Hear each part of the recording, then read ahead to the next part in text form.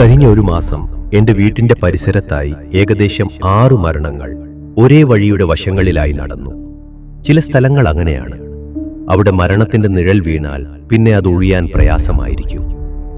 1 kilometre ചുറ്റളവിൽ 5-6 മരണങ്ങൾ അടുത്തടുത്ത ദിവസങ്ങളിൽ സംഭവിക്കുമ്പോൾ നമ്മൾ അതിനെ വെറുമൊരു യാദൃച്ഛികത എന്ന് വിളിക്കണോ, അതോ ആ മണ്ണിൽ പടരുന്ന അതിശക്തമായ നെഗറ്റീവ് എനർജിയുടെ സ്വാധീനമാണോ ഇത്?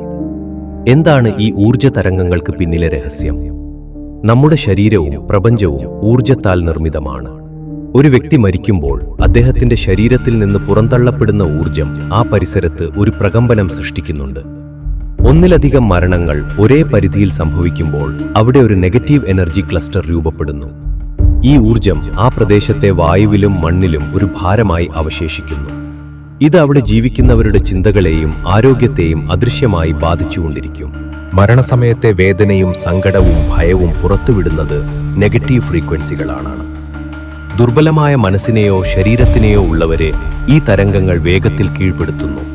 പ്രത്യേകിച്ചും ഒരു മരണവീടിന്റെ പരിസരത്തുള്ള മറ്റു വീടുകളിലേക്ക് ഈ എനർജി പടരാൻ എളുപ്പമാണ്.